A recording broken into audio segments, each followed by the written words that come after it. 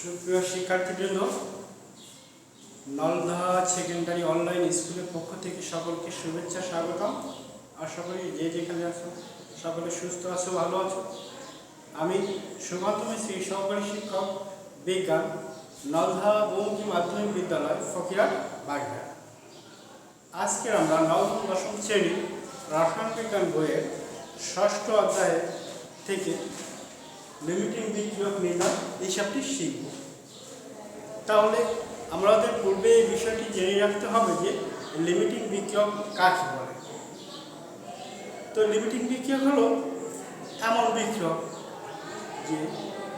যে বিক্রিয়কটি রাসায়নিক বিক্রিয়া অংশগ্রহণ করে সম্পূর্ণরূপে শেষ হয়ে যায়, সেটাকে বলে লিমিটিং বিক্রিয়ক।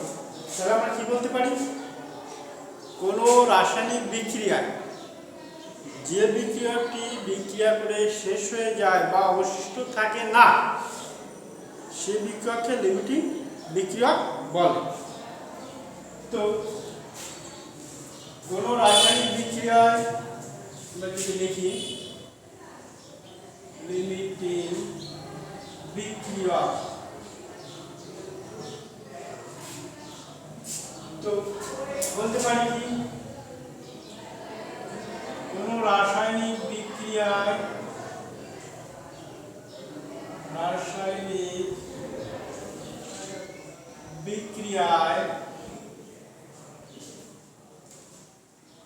যে বিক্রিয়কটি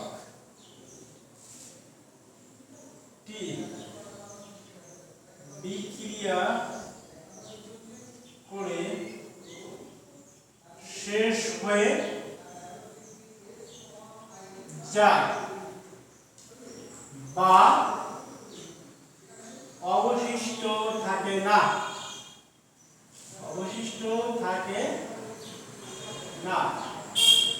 সেই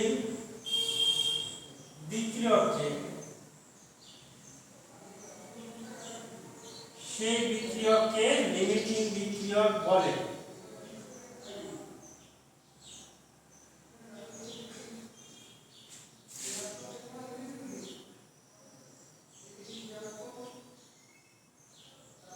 তাহলে এটা আমরা গাণিতিক সমস্যা সমাধানের মাধ্যমে এর সংজ্ঞাকে আরো বেশি স্পষ্ট করে তুলে ধরব।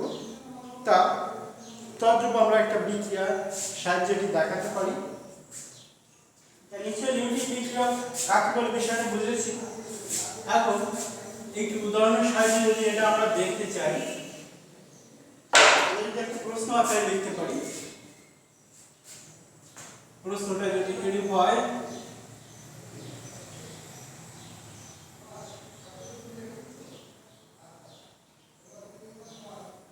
25 গ্রাম HCl এর সাথে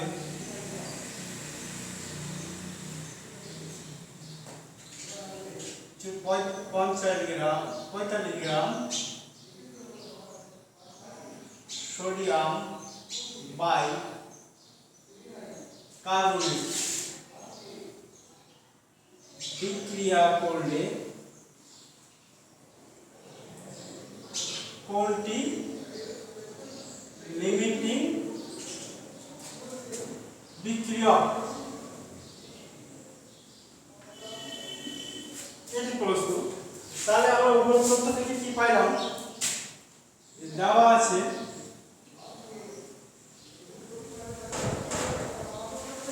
HCl সমান 25 গ্রাম, সোডিয়াম বাইকার্বনেট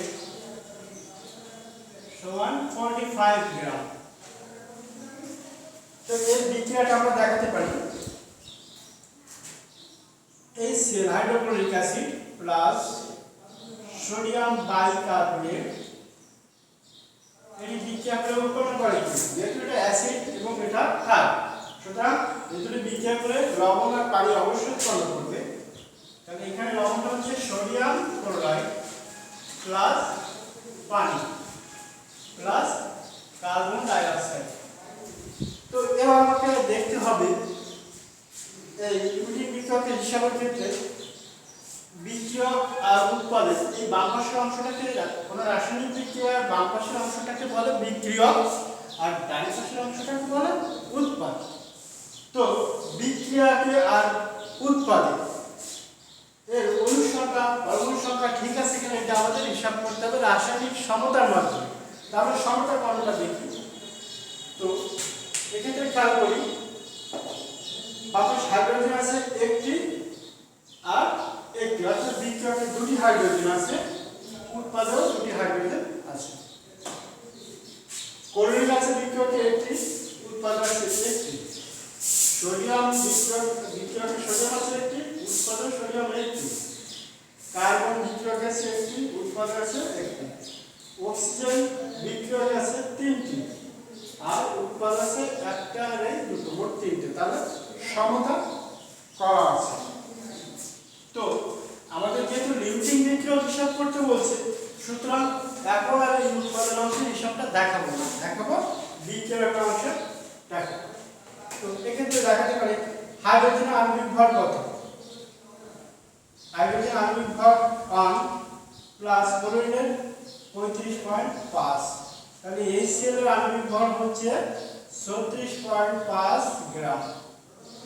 সোডিয়ামের আণবিক ভর 23, হাইড্রোজেনের 1, কার্বনের 12 আর অক্সিজেনের 16 গুণ 3। যেহেতু তিনটা অক্সিজেন পরমাণু আছে, সুতরাং তাকে আমরা যেহেতু তিনটা অক্সিজেন পরমাণু আছে তাকে আমরা 3 দ্বারা গুণ করব।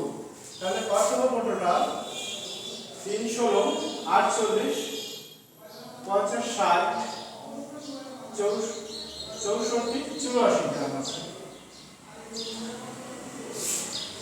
তো আমরা এখন লিখতে পারি যে 36.5 গ্রাম হাইড্রোক্লোরাইডের সাথে বিক্রিয়া করে 84 গ্রাম সোডিয়াম বাইকার্বনেট।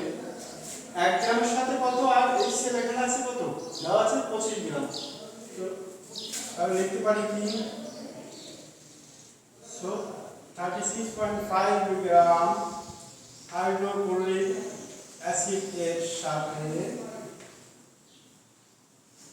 বিক্রিয়া করে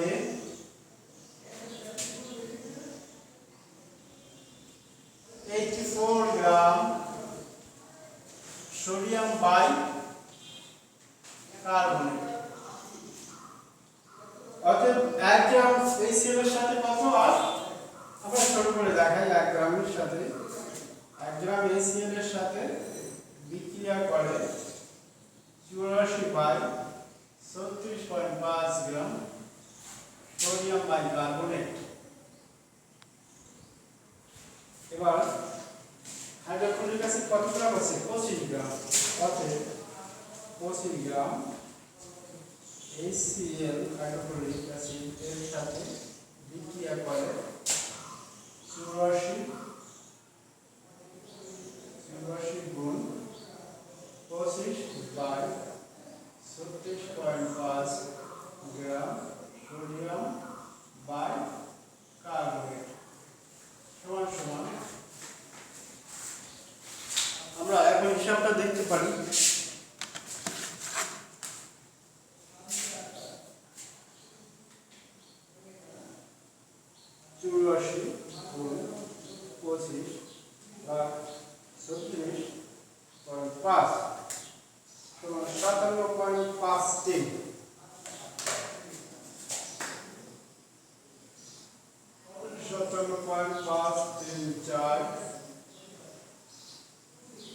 সোডিয়াম বাইকার্বনেট।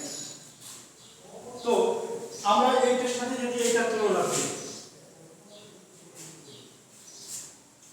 অর্থাৎ আমাদের সোডিয়াম বাইকার্বনেট ছিল কত গ্রাম? 45 গ্রাম। কিন্তু যদি 25 গ্রাম HCl এর সাথে আসতো তাহলে সেক্ষেত্রে বিক্রিয়া করতে পারতো 57.534 গ্রাম। 57.534 গ্রাম সোডিয়াম বাইকার্বনেট বিক্রিয়া করতে পারত। তার মানে কি এই ক্ষেত্রে সোডিয়াম বাইকার্বনেট যতটুকু আছে তার থেকে আরো বেশি বিক্রিয়া করতে পারে। সুতরাং বলা যায় এই ক্ষেত্রে সোডিয়াম বাইকার্বনেট লিমিটিং বিক্রিয়ক। সোডিয়াম বাইকার্বনেট লিমিটিং বিক্রিয়ক। আমরা কথাটা কিভাবে লিখতে পারি?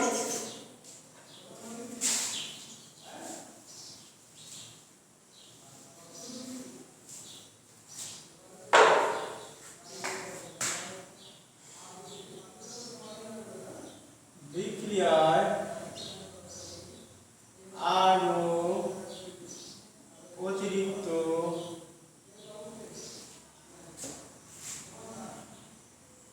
NaCO3 সোডিয়াম বাইকার্বনেট বিক্রিয়া করতে পারে সমান 57.534 গ্রাম সমান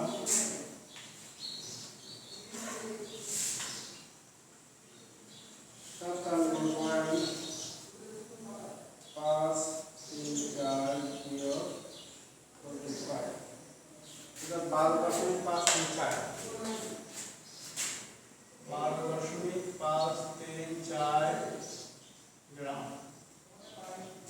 অতএব বিক্রিয়ায় সোডিয়াম বাইকার্বনেট লিমিটিং বিক্রিয়ক, সোডিয়াম বাইকার্বনেট লিমিটিং বিক্রিয়ক। তো কি বললাম যে 45 গ্রাম সোডিয়াম বাইকার্বনেট ছিল, এখন তো বিক্রিয়া করতে পারছে তার থেকে বেশি, সুতরাং ওটা আরো অতিরিক্ত বিক্রিয়া করতে পারে। এখন এই অংশটাকে যদি আমরা অন্যভাবে হিসাব করি, অর্থাৎ এই HCl-টাকে যদি আমরা বের করে সোডিয়াম বাইকার্বনেটটাকে ব্যবহার করি, তাহলে কেমন হয়? সেক্ষেত্রে আমরা আবার অন্য আরেকটা নিয়মে এই লিমিটিং বিক্রিয়কটা হিসাব করা সম্ভব। তাহলে একটু দেখি। তো সেক্ষেত্রে আমরা কাজ করব,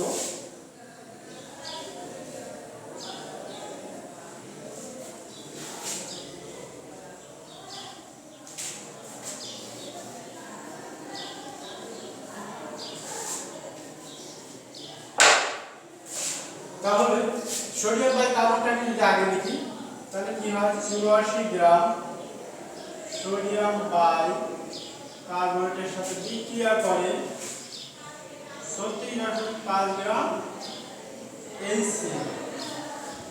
অর্থাৎ 1 গ্রাম সোডিয়াম বাইকার্বনেট এর সাথে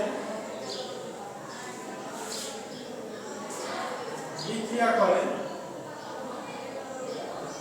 36.5 বাই 84 গ্রাম HCl। অতএব আমাদের সোডিয়াম বাইকার্বনেট ছিল 45 গ্রাম, সোডিয়াম বাইকার্বনেট 45 গ্রাম সোডিয়াম বাইকার্বনেটের সাথে বিক্রিয়া করে 36.5 গুণ 45 ভাগ 84 গ্রাম HCl।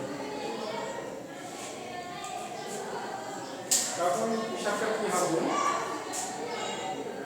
36.5 গুণ 45 ভাগ 84, তাহলে 19.55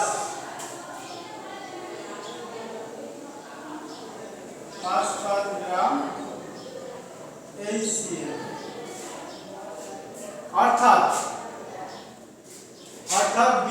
HCl বিক্রিয়া করতে পারে কত গ্রাম? 19.55 গ্রাম, কিন্তু আছে কত গ্রাম? 25 গ্রাম। তাহলে HCl অর্থাৎ হাইড্রোক্লোরিক অ্যাসিডের পরিমাণ বেশি আছে, যেটার পরিমাণ বেশি থাকবে সেটি লিমিটিং বিক্রিয়ক হবে না। তাহলে কি লেখা যায়? এটা অবশিষ্ট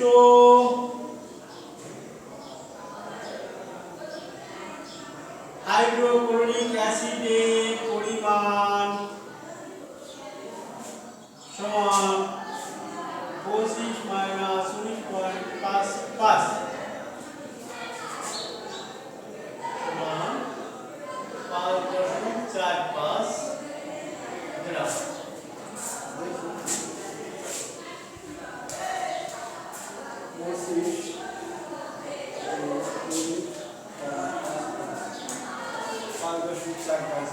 তাহলে অবশিষ্ট HCl এর পরিমাণ 5.45 গ্রাম।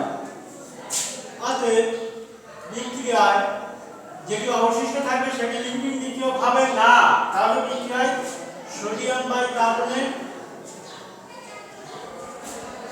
লিমিটিং বিক্রিয়ক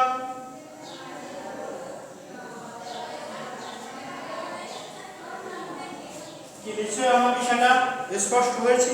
এবং দুটি ভাবেই করতে চাই। কোনো পরীক্ষার্থী যদি বিক্রিয়কের প্রথমটা আগে না করে দ্বিতীয়টা আগে করেন আর প্রথমটাকে বের করে তাহলেও সমস্যা নাই। আবার প্রথমটা ব্যবহার করে দ্বিতীয়টা বের করে তাহলে কোনো সমস্যা নাই। তবে লেখার ক্ষেত্রে একটু ভিন্নতা আছে। যেমন প্রথম ক্ষেত্রে আমরা বলেছিলাম বিক্রিয়ায় আরও অতিরিক্ত সোডিয়াম বাইকার্বনেট বিক্রিয়া করতে পারে, আর এই ক্ষেত্রে বলছি অবশিষ্ট থাকে।